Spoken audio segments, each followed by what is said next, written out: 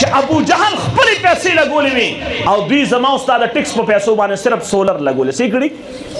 صرف سولر یادېږي که نه، نور خو څه نشته، نور څه شته، صرف سولر یادېږي. هغه هم د ټکس پیسې دي، د حکومت خزانه ده.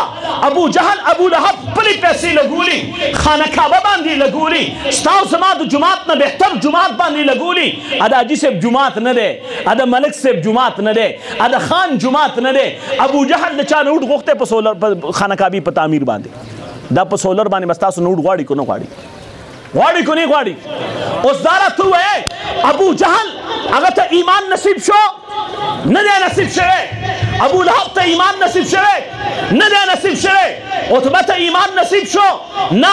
شیبه ته ایمان نصیب شو؟ نه. وجه څه ده؟ د مکې سره لګېدله، د بیت الله سره لګېدله، خو د بیت الله د امام سره نه لګېدله. د دوی جومات سره لګي، سولر په جومات کې لګي، خو د جومات د امام سره لګي. رښتې وایي لګي ورسره. هغوی چې کوم دی زما عزتمندو، ابو جهل مې رسول الله ته تکلیف رسو، دې خلکو مې د مسجد امام ته تکلیف ورسو که نه؟ وی رسو که وی نه رسو؟ خلکو رسول الله باندې کاڼي غورځار کړی دی، د مکې مشرکانو مې په رسول الله ګزار کړی دی، د مکې مشرکانو مې د رسول الله چهره زخمي کړې ده. راته ووایې دې خلکو د ما د رسول الله د منبر خاوند محمد رسول الله وارث نه ګیره ویسته که وی نیستله. د محمد رسول الله په دربار کې به د قیامت په ورځ باندې د ملا دا ګیره الله ته پیش کېږي. الله زه په کم جرم باندې دې خلکو نه ویستلم. الله زه خو ستا د پیغمبر د وارث په مخ باندې سجاوم، زه خو ستا د محبوب سنت وم. دا خلک جومات ته رادننه شو، زما د جومات د ملا نه یې ګیره ویستله. ما ته وایي زه د اسلام خدمت کوم.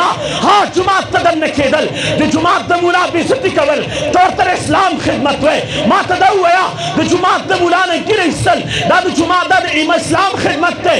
د جومات امام په بازار کې راګیرول. زما عزتمندو تاسو نه تپوس کوم، هغه ملا پسې اوازونه کول، هغه له ډیکې ورکول، دا د اسلام خدمت دی. د ملا نه پټکی غورځول دا د اسلام خدمت دی. ای خلکو د ملا پټکی سپي ته بسرول دا د اسلام خدمت دی. تاسو نه تپوس کوم دا پټکی زما دی، دا پټکی مې د نیکه دی؟ نه نه، دا پټکی مې د محمد رسول الله دی. زه ځکه په سر وم چې رسول الله په سر کړی دی، ته په سر یې زه په سر وم. خو یو خبره پکې ده، یو فرق پکې دی. ته سپي ته په سر ږدې، زه په خپل سر ږدمه.